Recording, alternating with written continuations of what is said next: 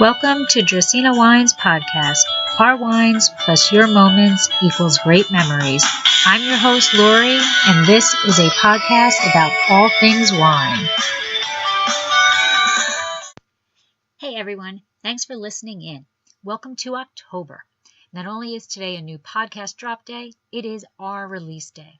Today, we are officially releasing our 2016 Paso Robles Cabernet Franc. Our passion is wine, and without it, we are just going through the motions of life. Since 2013, we have thrown our hearts and souls into Dracena wines. We have been lucky. Our science backgrounds and desire to excel have allowed us to produce award-winning wines with 90-plus ratings since our inaugural vintage. We source only the best fruit and harvest only when it is ready. We are hands-on throughout the entire process, ensuring that we provide you with the highest quality of wines. Today, we are thrilled to announce the release of our 2016 Paso Robles Cabernet Franc. It is deep ruby in color with relentless aromas. Upon first sniff, you are enchanted by milk chocolate, cherry, and tobacco.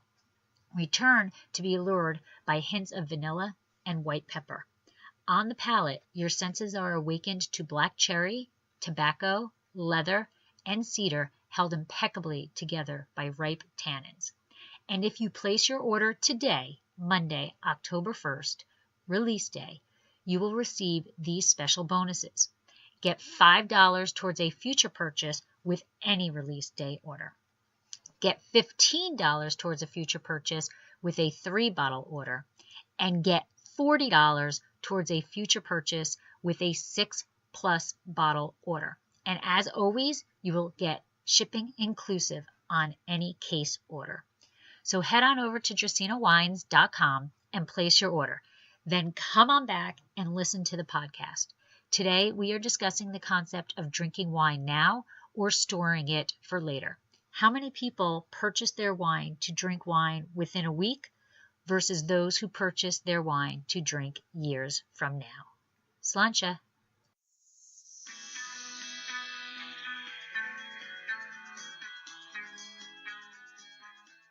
Happy Monday and welcome to this month's episode of Wine Writers Wrapup. And today I have two guests with me. Debbie Gioquindo, my co-host of Wine for Bet Street, and Michael Kelly. And I'm pretty excited about what we're going to talk about tonight. We are talking about the concept of drink now or drink later, and kind of more generalized of how do we decide when to drink a bottle of wine. But before we get into that, I'm going to let my guests introduce themselves. So we're going to do ladies first. Go ahead, Debbie, introduce yourself. Thanks. I'm Debbie Gioquindo. I'm known as the Hudson Valley Wine Goddess. I'm a wine blogger and writer. I am author of Tapping the Hudson Valley, which is a book about day trips and weekend itineraries visiting the Hudson Valley wine region. And I'm co-host with Lori on Wine for Bet Street. And I'm also a partner in a restaurant in Stone Harbor, New Jersey, Kitchen 330. And we're hosting Wednesday our first wine dinner with Bontora Wines. So I'm kind of excited about that. And I think that's it in a short nutshell. All right. And my next guest is Michael Kelly. So go ahead, Michael. I just happen to know Debbie and Lori via the ether, and that's my claim to fame.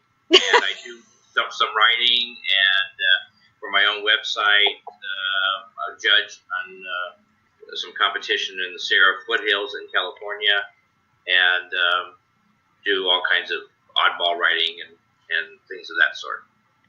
All right. And I'm Lori. My husband Michael and I own Dracena Wines, a boutique winery in Paso Robles, California. We are known for our award-winning Cabernet Franc, though we also do have a rosé of Syrah. And soon, we will be producing a white wine, so we can have a whole complement there for you guys. We have sold out of our Cab Franc every year, and on the day that this podcast will be dropping will be our official 2016 Cabernet Franc release day, where we will be offering some special release day bonuses. So thanks, Debbie and Michael, for joining me. And are we ready to drink? That's kind of the important part here. Absolutely. All right. So, Michael, Feel bad. water? I didn't know it was a prerequisite. Oh. Well, I guess it's not a prerequisite. It's just kind of normal. Yeah. Well, I'll have some after this for dinner. All right. Yeah, it's a little bit earlier for you. Debbie and I have probably been already touching it for quite some time now. Yeah. 5 o'clock. I think that's the worst part of Winefabet Street is that we've now agreed to not drink until Winefabet Street has started. That waiting is killer. It is tough. It is tough. So, Debbie, what do you have in your glass tonight? What do I have? I have a Grenache, which is being featured tomorrow on Wine Studio from Particular. Oh, I've had that. Yes, and this is a 2017. Yeah. I can't wait to hear about the label because it's kind of, Yeah, it's a very cool label. I had their Chardonnay also. Oh, did you? Yeah. It's interesting that this retails like for $8.99. I know. Crazy. You know. Crazy. So last Wednesday, my blog post was about the region, Carignano region, and so I talked about that wine, and so it was about that, and I figured it was a good release time for Grenache Day. Yes. But I needed to celebrate the end of the day. So I am having bubbles, and I am having Balletto 2013 Brut Rosé. And this is from the Russian River Valley, so Sonoma County. And it's one of my favorites. I actually do love Balletto wines. So, as you can see, I've kind of helped myself quite a bit today. But it's been a while. I had it with dinner. I shared a little with dinner. And I'm actually also using my little Capabunga bubble cap, which I absolutely love. Oh, they have a bubble cap now, too? They do. They do. So did you want to know my geyser? Absolutely. Fill us in on your agua. This was circa 3 weeks ago. 1 week in transit, 1 week on the store shelf, and 1 week in the refrigerator. And you chose it tonight because it was refreshing. Well, slancha, everybody. Slancha. All right. So one of the big topics, or one of the big questions that I get asked quite a bit is, when do you know to open a bottle of wine? And how do you know whether you should open a bottle of wine? And quite honestly, I think it's a lot easier in today's world because of the technology. I think that, like our tasting notes give a recommendation to somebody for when would be the best time to open it by. So that's kind of it. So I'm just looking through I print out the cellar once a month, and almost everything in here is between 10 and 11 years. This one's 13 years for Cab Francs. New World? New World. All New World. Really? Those are some big Cab Francs. These are all big Cab Francs, absolutely. Yeah. Yeah. So they're probably cooler weather Cab Francs than what we have? Yeah. Mostly from Napa. Yeah, so you've got a little cooler weather. We're warmer weather Cab Franc, so that's another thing. It's a different profile than a cool weather Cab Franc. I think, Debbie, your Hudson Valley Cab Francs are probably 7 to 10 years. Probably, yeah. Yeah, so the climate at which you're growing at provides a different profile. Yeah. All right, so let's get into it. So I think I know these answers, but for the people who are watching or listening in, do you guys consider yourself a drink now or a drink later person?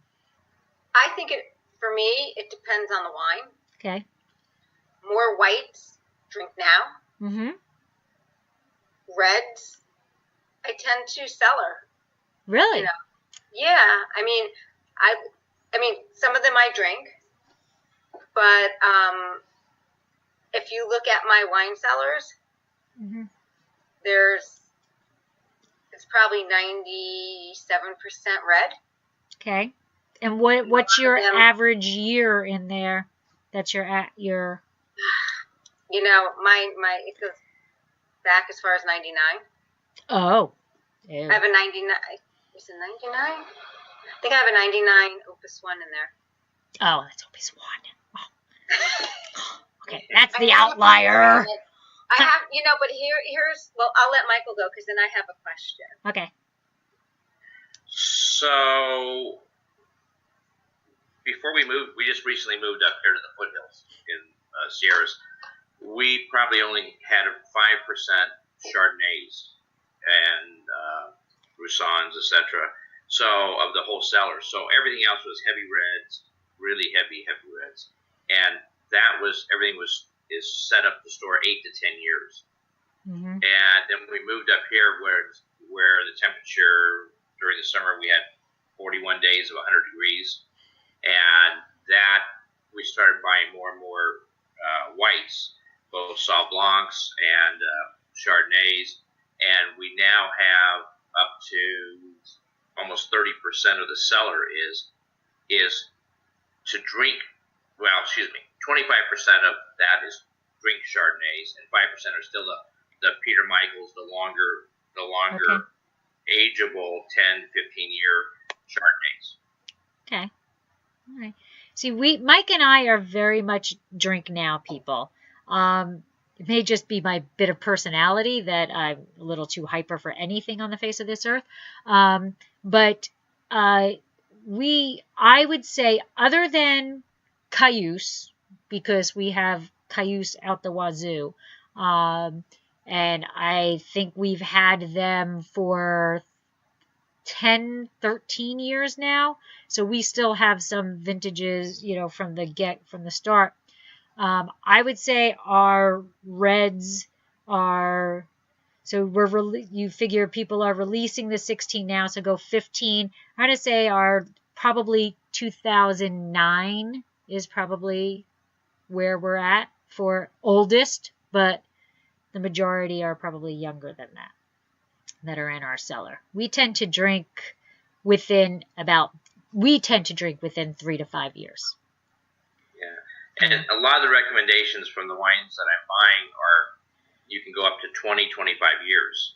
And so I'm sitting there, but we tend to drink them at that 8 to 10 year period of time. But I have a bunch of older stuff besides that. And now do you use so you have like Cellar Tracker or something? It's a proprietary software that I bought many years ago. Oh, okay. It doesn't even, it's like My Software Cellar. Okay. Did you know that one? Yeah, I think Mike had gotten that like as a Christmas present somewhere. I tried keeping track and stuff in my cellar, computer-wise, but I couldn't keep up with my cellar. See, you know what? You have to do a move, because that's exactly how we did it, So when we moved from New Jersey to California, I had to pack up all of our wine. So all of our wine went into boxes, and then because I wanted to know which boxes had which wine, I knew, I numbered the boxes. Right. So I made a list of all of our wines. Then when we got to California and we were putting them into the cellar, we did Cellar Tracker. So that. So when we moved from New York to New Jersey, I started to, but I was just we have a lot of wine. And I was just I didn't have the time to sit and put it all in. But here's a question. Because when we moved, I would say there was a good case and a half of wine that we had to dump because it was past its prime. And part of that is due to us, going, oh yeah, we'll drink that later. We'll drink that later. And it was hidden in the back of the cellar. Right. Later never came. Right. And then when we moved, we started to open it because, oh my God, look at this. This is a 1990 whatever. And it was vinegar. Yeah, things get lost, and that I think is a big problem. And like Cellar Tracker, there's recommendations for when to drink, but there's no like, hey, idiot, you forgot about this wine here. There's no You need to open it. right. There's no alert for that. You kind of have to look for it. So, what is it? Michael's wine. I don't know whether you can see that or not, the graphs on there. No, I'm seeing year drink. Yeah. Yeah, so there's a graph. I'm trying to see where I can Pull it back a little. Oh, I see. Yeah. Yeah. There you go. There you go. So what this is at the beginning of each year, so I can pull it back a little bit. There you go. Yeah. So when on January 1st, I hit a button, and it prints out the number of bottles. And so right now, when I was just up in Napa last weekend, we're buying out in this range here. Okay. So we don't need anything in the next 2 to 3 years. We're always buying out in this range.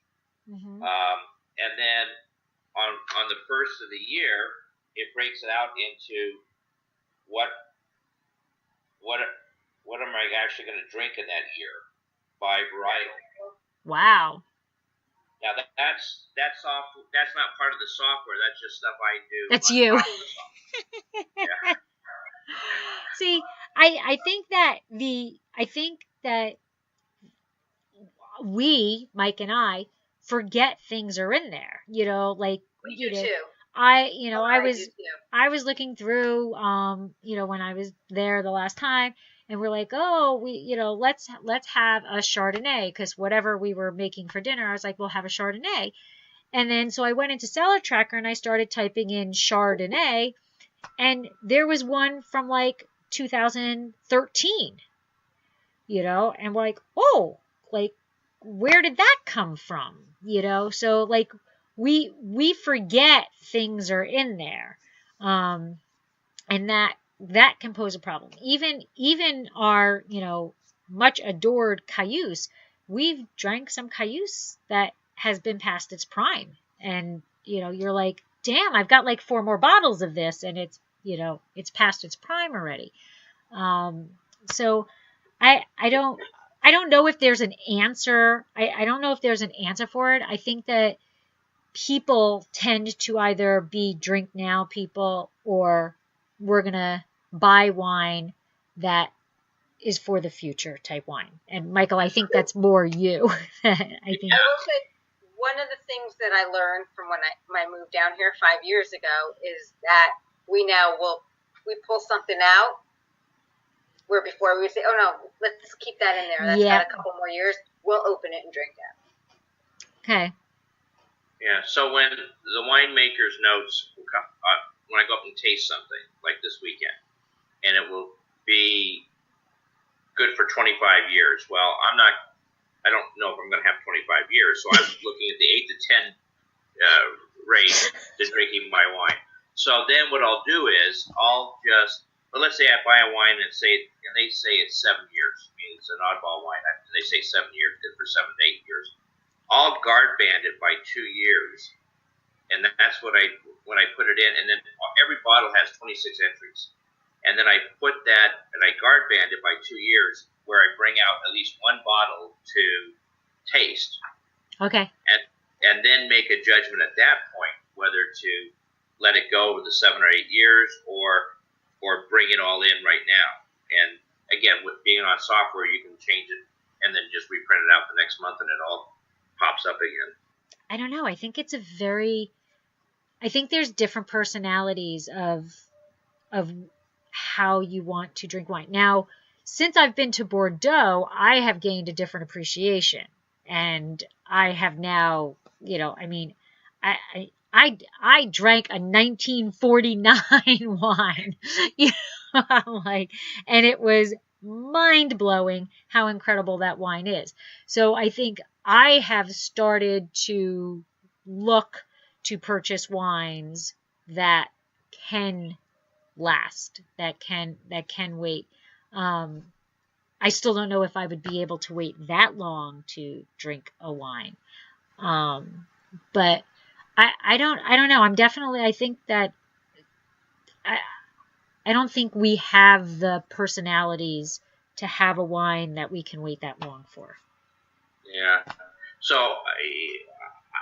what happened, and the reason why I'm this intense with all this paperwork and computerized things, we had bought in 1981, I think it was, a 77 Sassicaia that had won the world best wine at that time. Okay. And I had a broker go out and find me 6 bottles of it, and he did.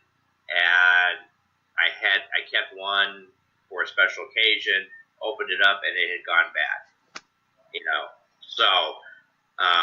So that was a combination of storage and temperature fluctuation more than the wine itself going bad. But from that point on, that's when I put the stake in the ground. So we're gonna monitor this wine, both humidity, temperature, and so I get text alerts if it goes outside the parameters of holy cow and temperature in the cellar.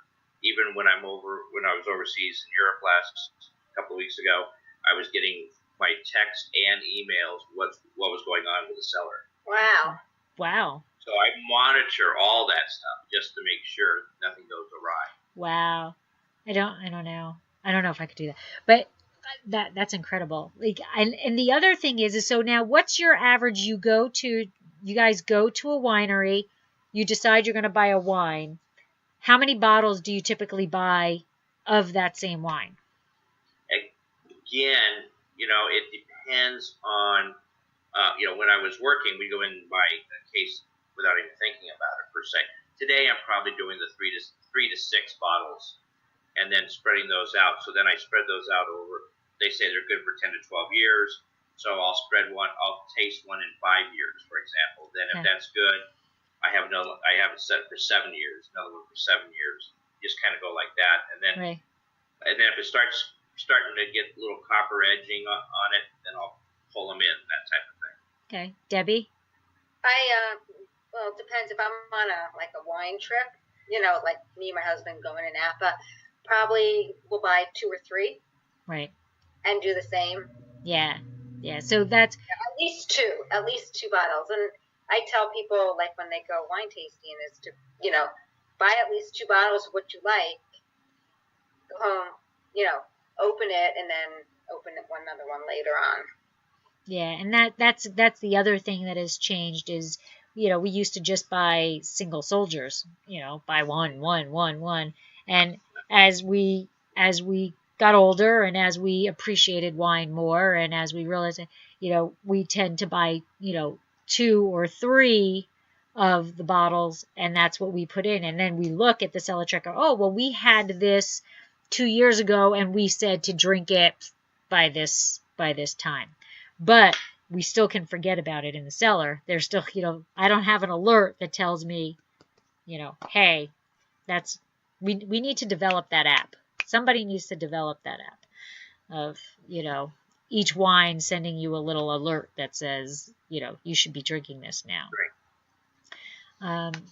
So actually, there's actually research. So Michael, you are way off the farm to the research.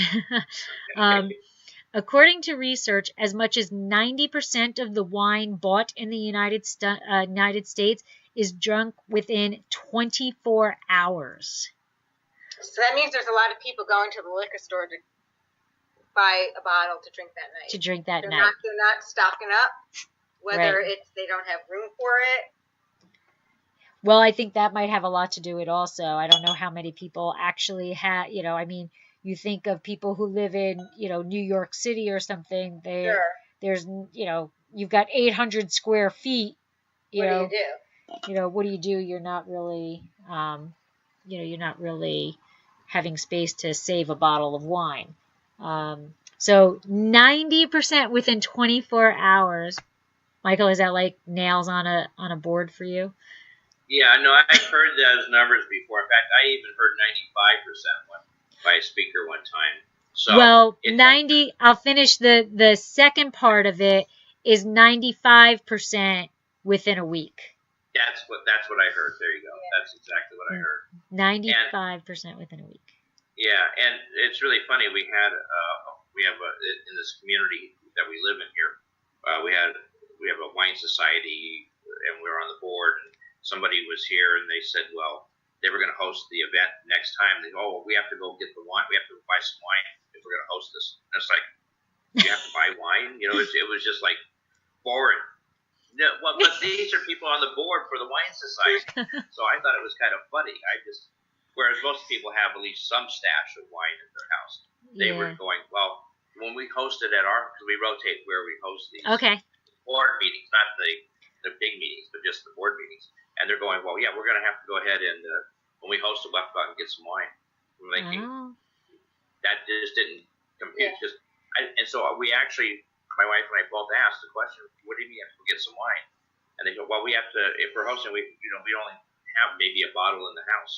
And we just didn't understand that. Wow. Wow. Yeah, I can't imagine. Maybe they're lying, they just don't want to give you the good stuff. Yeah, there you go. Maybe that's what it is. That might be it. I can't imagine having just a bottle. I mean, I'm like looking at my little stash I have here. And this is like the temporary housing. It's not even, this is just wine for me. And I've got 236 bottle, little shelves. And then I've got a 16 for just champagne or sparkling. So that's just here. Yeah. So, yeah, that's one bottle. I can't imagine that. But I do think that's do you think that's we'll throw out that word, the millennials? You think, that's how they're going now? Well, I have two millennial daughters. So, and one is a big wine drinker, and she has a stash of maybe 12 or 14 bottles. So she's a big user. And the other one probably has 3 or 4 bottles. And I have two millennial kids too. My son, he has a wine jail that we gave him, and that he said is full. We gave him a wine club gift one year to California Wine Club that he keeps getting. So he's he has a stash, but my daughter is day up. Day up. Yeah. And how long do you think your son holds the wine? I don't think he looks at the wine as we do in terms of holding it and how well it's going to age. I think it's all about the event that he's going to drink it at, whether he's having people come over or whether he's bringing it to somebody's house for dinner. Okay. All right. Yeah, and I also think it depends geographically because both daughters live in Livermore, right in the middle of Livermore. So if they need wine, they just go to any winery they want. Within 5 minutes, they can get to 26, 28 wineries. See, and get reasonably good wine. Right. See, and that is a whole other thing. I mean, if you live in a wine region, you're surrounded by wine all the time. Granted, then you are drinking it within that 24-hour or that week concept, but do you really need to have wine in your house if you can just run down the street and, hello, Niner, I need a bottle of wine, all right, so all about rules, okay? Do you have rules before you open a bottle? Is there any rule like, you look at a bottle and,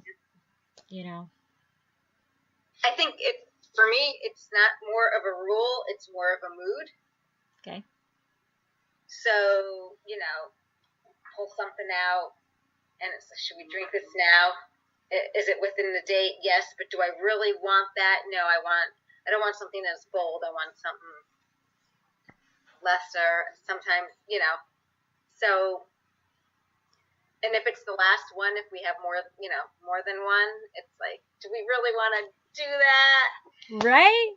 Maybe we want to give it another year. Michael, is that you too? Because Mike and I are that way too. Like when we've got 3 or 4 bottles of a particular wine, we're like, yeah, we'll open that now. Woohoo, whatever, it doesn't matter. But when you're down to that last one, you're like, eee, But that's why you have to keep replenishing it and keep a ongoing stash, as they say. Yeah. So usually about 4 or 5 o'clock, I ask the wife when she does babysitting, so she's gone a couple of nights a week. But I said for the grandkids. But I'll say, what's for dinner tonight? And she'll say chicken. I said, okay, what kind of chicken? So the other night she said, well, I'm doing a mesquite chicken. And I said, okay, well then, so I go to the book is broken down, the whole inventory, but it's also broken down. All the wines to drink in 2018 are all listed by, that's what comes up for that drink list. It comes up, beginning of the year, 250 bottles to drink this year. And in that 250 bottles, I'll say, okay, what goes good? And I said, well, we do a Chardonnay, or we could do, I said, we can do like a little bit of a spicy Grenache with the mesquite chicken, or we could do a Malbec, but we wouldn't go so heavy with the red that it would, like a Tinto de Toro or something that would just drown out the chicken. So it's really, we do it mostly on what we're having for dinner that night. Okay. So I got to go back to your list, Mike, because you're blowing me away here. I know, me too. So you have this list that says these are the wines that you should drink in 2018. Yes. You created that, or is that part of that little wine program? Yeah, it's part of the wine app. So, wow. So I don't know whether you can see that or not. Tell me if it's too close or too. I can see, but I can't read like what it says. Okay, so what happens is, let me just take the last page so I can read the columns to you. Okay. So the first column is the winery name. Is the winery name, the vintage, the description, the appellation, the varietal, the rating, the unit value, and the location. Okay. And so this is what's left on the list, because every month I reprint it out from the beginning of the year from 1/1 of 2018 to now, and the date on this one is 9/20. So this was just printed 4 days ago. Okay. And then, Michael, do you drink all those wines that they tell you every year, or do some carry over to the following year? some might carry over to the following year, but I generally, we try our best to be fastidious, but wow. But yeah, so if you look on, here's a Larkmead 2007 LMV Salon, St. Helena, 97 points. Wow. Now I bought it at $80. Today, that same wine goes for about $160, $170 today. And so we just had one the other night because we had like 3 or 4 that came up on the list to drink. But we had it with a nice steak. Okay. Is that? Yeah, so that wow. Like I guess we need that app, like, because I need that too. We forget what's in there. So like I need something that says, hey, these are the wines that are in here that you have said, because Mike and I will taste and we'll say, okay, like you said, it may say, I'm whipping out a number, it may say drink in 2018, and you drink one in 2018 and say, no, we're pushing this back to 2022. And then in 2022, that sheet of paper, when you print that out, it's going to give you that now wine. Right. That's great. So that's part of the app. But it's the 26, 28 entries for every bottle. It's a relationship database. So I can just sort 8 columns when I actually do the. So I spend a lot of time on this. So I do the spreadsheet by to drink now. Then the rest of it is done just by the varietal, and it's sorted by varietal. The whole inventory is sorted by varietal. But this is the basic guide for what is going to happen in 2018, day in and day out. And again, right now, I think we're down to 7 pages, and probably start out at the beginning of the year at like 20 pages. Oh, okay. You drank a lot of wine. You had some fun. Well, and we tend to have a lot of friends and parties and things like that. So when are we invited, Michael? Anytime you guys want to. You're further away, but anytime you guys want to. So here's page 1. If you can see, I don't know whether you can see this or not. This is page 1 of this is the overall inventory. You see, the first one is Albarino and Amarone and Barbaresco, and then there's this one down the bottom of the page there. You might see that one. 67, Rothschild. Yeah, there you go. Oh. So if for some reason, let's say we're having you name it, white truffles with dinner, and we wanted to have something. Not that we have those with dinner, but we do a little research and it says, hey, you really should have a Barolo, from 2000 or younger. We can simply go. Don't have to, and I don't find it in my to drink list. I can go to the varietals that might be scheduled for 2022, and I can pull that ahead. All right. So I'm thinking in my head, this could we literally could just use a Google spreadsheet.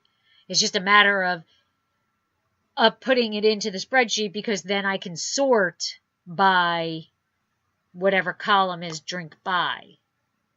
So if you could do a relational database, you could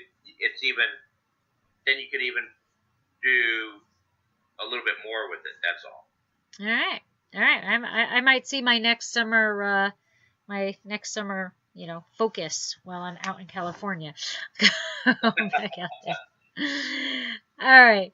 All right. So is there any wines that you buy that, like, to me, like I said earlier, I had never had really a true experience with Bordeaux wines. And now that I've been to Bordeaux, I can see what that does. So in my brain, Bordeaux is now purchased now, and those babies are sitting. And I've purchased a few, and I even did some futures, to hold on to. Is there any regions, or are we really more New World? Do we tend to stick to the United States, you guys? I don't. I buy from all over. Okay. Michael? Yeah. And I'm predominantly, I will say though, my cellar is heavy on New World, like California and Oregon. But I try to buy others to, for, variety. And quite frankly, I get bored with just having California cabs or Oregon Pinot Noir. So, we got Burgundy Pinot Noirs. I've got Gruners from Austria. So. Okay. Michael, what about you? So I tend to rephrase. Why don't you rephrase the question again? So are the majority of the wines in your cellar from the United States? Are they, or do you buy old world type? Right. So I used to collect wines from all around the world, and then I decided my wife really didn't like them, I wasn't that keen on some of them. So we finally just did a complete flush of the entire inventory and started over again. And we went, so what I collect primarily are cabs, cab francs, and Chardonnays. Okay. But now on top of that, though, I go to a lot of lectures and buying opportunities for Spanish wines, which we love Rioja, and we love the Tinto de Toros, and we love the mostly Italian, Spanish, Carmenere from Chile, Argentina, some really heavy. We had a Remota, Finca Remota Malbec from 3,500 foot elevation. I mean, the other night. So these are heavy, heavy wines, but they're from different. They're all over. And then right now I'm going through a New Zealand Sauv Blanc phase of my life. So we're buying a lot of that, and so it just kind of goes around different areas. But I would say that the stuff that is stored and aged is almost Spanish, Italian, and U.S. and probably I'm going to say 70% U.S. and 50. The stuff that's aged, 15% Italy, 15% Spain. Oh, okay. All right. So we are definitely, Mike and I are definitely New World. I mean, we are California, Washington, Oregon. I mean, that's pretty much it. And I'm trying to get him now into the Bordeaux. I have a lot of whites. I mean, I love Albarino, and Mike enjoys the Albarino. But that, you're not real, Albarino is meant to drink within 2 years. But I think, do you have in your vision, in your brain, certain regions are just built to be stored and sleep versus other regions? Or is it winery to winery? That I buy are meant to be are meant to be cellared. Some of the Burgundies that we buy too, are meant to be on hold. Okay. Whites, I tend to, drink now. 3 years max. Right. Okay. Yeah, and I think same thing. I mean, most of from our travels around, we spent a lot of time in Spain, spent a lot of time in Italy, France. We'll buy certain wines, the reds, to hold in those areas. The same with California, Northern California, whether it's even Alexander Valley, even parts of Sonoma Valley and Napa Valley, and even Livermore. I'm holding some Livermore wines, Lineage by Stephen Kent for 12 to 13 years. So it just depends on the area per se, but when I'm buying wines, is that, like I said, when I go out, the wines we bought this weekend are all going into the 2025, 2026, 2027, 2028 category. So, and I did buy 3 Sauv Blancs, which are more to drink now, and I bought 3 of a second label that Pam Starr from Procter & Starr. Oh, yeah? Called Bridesmaids. That's her label, but that's still good for 5 years. But for us, it's an everyday kind of a wine. Okay. All right. All right. So the other thing that comes up is that the general concept is that more expensive wines mean you lie them down longer, and cheaper wines you drink now. What's your thoughts on that? Well, I think the cheaper wines, you probably do need to drink them now. But more expensive wines, it doesn't mean price is not an indication on whether it's a good wine to age in your cellar or it's a drink now. Because there's been wines that we've had that, my husband's, we got to cellar this, and, it went it went off on us, So I really just think you have to really look at what you're purchasing. Yeah, and that's why I never generally buy the wine unless I taste it first, and I can determine the structure and the tannins and the pH levels, and then make a determination, because it might just be bogus, or a little caption sign on somebody's end cap says this is good for 10 years, and it's $16.99 and it's good for 10 years. And I'm going, I'm not going to buy that or take that on that basis. So usually I don't buy retail from anybody. And that's why I was trying to get down to see you, Lori, was to taste your wine first. I'm going to go on a limb and buy a bottle from you on Monday, okay? Oh, wait, thank you. It's on my day timer now, okay? So, but when you go, you want to make sure I don't need any wine for 2018, 2019, 2020. Need a little bit of wine in 2021, and then kind of needs more out of time. So I don't. If I got a bottle of wine now to drink, let's just say $16.99, a bottle to drink for now, I don't need it. Even it's just a waste. Even at $16.99. So I'd rather spend. In theory, I'd rather spend. Like this weekend, we're buying $135 bottles of wine, 110. So that's going to go down the road and hang out, and then by the time we go to drink it, that's going to be worth probably 2x the value at that point. Right. And as Mike always says, he's like, yeah, but are you going to sell that wine? Like, we have Cayuse that we paid $80 for, that's now like $300, and he's like, well, are you gonna sell it? And I'm like, no, I'm drinking that baby. So it's always a matter of whether or not you're willing to sell it, and if you have somebody who's going to buy it.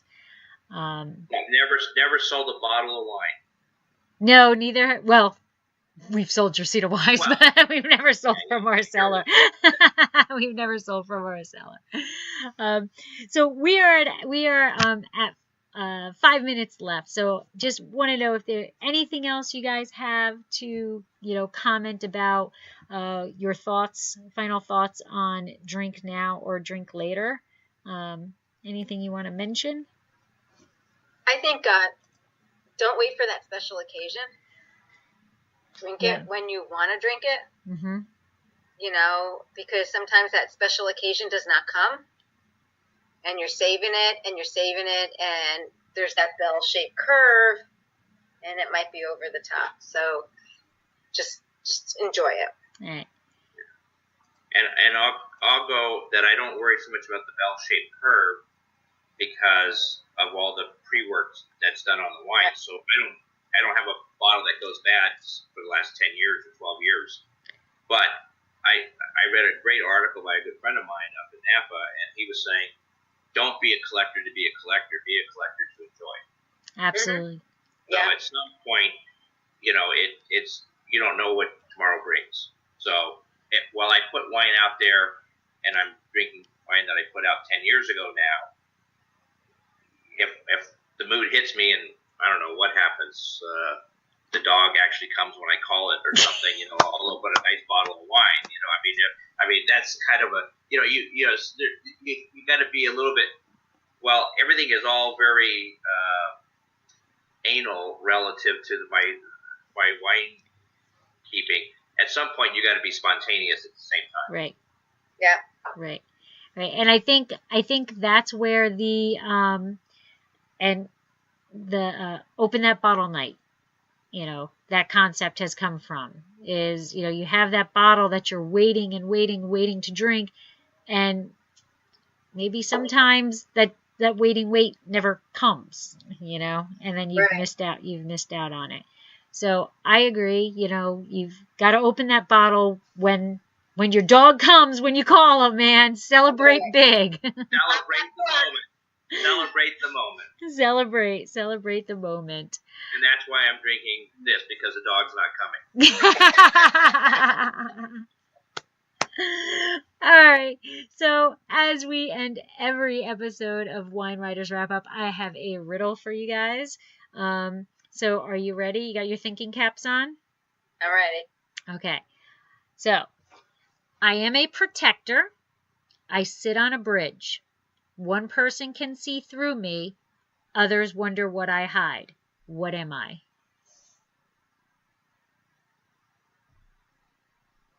Sunglasses? Yes! Oh, very good. Oh my God, Deb, that's awesome. Like, I thought this was a tough one. And I was just starting to go through each of the little sayings to figure it out. So nice going, Debbie. Bridge of your nose. I was talking about glasses with Gus today, and these things on the bridge of your nose. So it just. Yeah, I thought that was a really tough one. I thought that was a tough one. So good job, Deb. Woo! And Deb is on. Person sees out, you can't see in. Yeah. Is this? I left their sunglasses at our house last night. So there you go. And I think is this your first? This is your first one, right? Or do you have one from before? Because Nick isn't here, and Nick gets them all. Like I didn't get it before. No, my first one. All right, woo! Congratulations. Drink to that. There you go. It. All right. So I'm going to give you guys 1 minute now to give us a little wrap up for yourselves. Tell us what's going on in your life or anything that you want them to know, a blog post you want them to read and tweet or whatever. Give it up. Michael, you go first this time. Let's see. Just did an article today on Viadair. I saw that. Yeah, up on the lower part of Hell Mountain. And I'm going to Farm to Fork in Sacramento and doing a write-up for those folks this Saturday, and have about 4 articles in the works for more posts. Awesome. Great. Awesome. And where can people find you, Michael? HTTPS California Wines and Wineries, all one word, CaliforniaWinesandWineries.com. All right. And you are on Twitter at? Twitter, I don't really use, but you do. Kelly Wine. I think that's it. I'm Kelly Wine. Kelly, something like that. I have to go back. I just hit the button that says, yeah, put it on Twitter too. I don't really care. All right. And Debbie, what about you? What should people be pay attention I'm working to? on a article all about rosé. Oh. Yes. Oh. And, it's going to be called. I'll tell you what it's going to be called in a second. Let me bring this up. It is going to be called "The Many Faces of Rosé." Ah, very nice. And I've got this wine dinner on Wednesday at Kitchen 330 with Bonterra Wine. And next month we're doing Left Coast Cellars, and Taylor is flying in for that. Very so nice. That'll be really good. And I think that's it, because I can't keep up with myself these days. I think that's what I know what I'm doing at the moment. And you can find me at HudsonValleyWineGoddess.com, and I'm HV Wine Goddess on Twitter and on Instagram, and Hudson Valley Wine Goddess on Facebook. All right. And I guess our most exciting news is that Monday, October 1st, is our release of our 2016 Cabernet Franc. We are very excited about this one. We're excited about every vintage, but we really like this vintage. Which is what I say every year. Like, ooh, this one beats last year, and ooh, this one's better than last year. But yeah, so please, on Wednesday, if you have not signed up for our newsletter, which is just, go to the website, you can sign up for the newsletter, which is jersinawines.com, and you will get, we're having some little special bonus offers if you order your wine on release day. So sign up for the newsletter so you know exactly what's going on for that. And that will be 1 week from today. So thank you, Debbie, and thank you, Michael, for joining me. And thank you, Lori, for hosting. Spending your Monday evening with me. So thank you. And I told you I'd be an outlier. You were, yes, you did tell me. You did tell me. You are a very far outlier from Mike and myself, Michael. You really are. I'm gonna have to go do some research and look at our cellar and find out what our oldest wine is. And I'm probably gonna say it's not that we really meant it to be that old. It's more that we just forgot that it was there. We have that problem too. Yeah. I want to now. If somebody gave me some time, I would love to go back and put it all in Cellar Tracker because I started to at one point. Yeah. So we have it in Cellar Tracker. Now I just got to figure out how to do what Michael's got, where we get the little alerts. But I think in my brain I got it. Now I just have to find time to do it. But so next month for Wine Writers Wrap-Up, it is going to be October 22nd. And I think it's going to be a fun one. It's going to be embarrassing wine moments. So there will be very little of outline for you guys. It's just going to be, let's have some fun and talk about some stupid wine moments that have occurred in our lives. So I've got plenty of stories. All right, that's what I love to hear because so do I. I'll be very embarrassed by that. We'll need a lot of wine to drink for that night. That's what will be. Yeah, no water that night. No water, Michael. No more water. Now you know. All right, thank you guys. Thank you. Michael. Thank you guys. Bye. Have a great night. Okay. Sláinte. Bye-bye. Bye. Hope you enjoyed the podcast. Just as a reminder, if you haven't already done so, head over to dracaenawines.com and place your order for our 2016 Cabernet Franc and get those special release day bonuses. Thanks for listening to Dracaena Wines Podcast. If you have suggestions on what topics you would like us to discuss, please reach out to us on social media. You can find us on Twitter, Instagram, Pinterest, YouTube, Facebook, Snapchat, Google, and Periscope as @Dracaena Wines. I am also on LinkedIn as Lori Hoyt Budd, or email us at dracaenawines.com. If you enjoyed our podcast, please subscribe and leave us a review on your favorite podcast catcher to help others find us more easily. We are found on all of your favorite aggregators. To subscribe easily to iTunes, go to bit.ly/Dracaena Podcast. That's bit.ly/Dracaena Podcast. And that's a capital D for Dracaena and capital P for podcast. Please check out our award-winning wines and find out about our wine club at dracaenawines.com. And remember to always pursue your passion. Sláinte.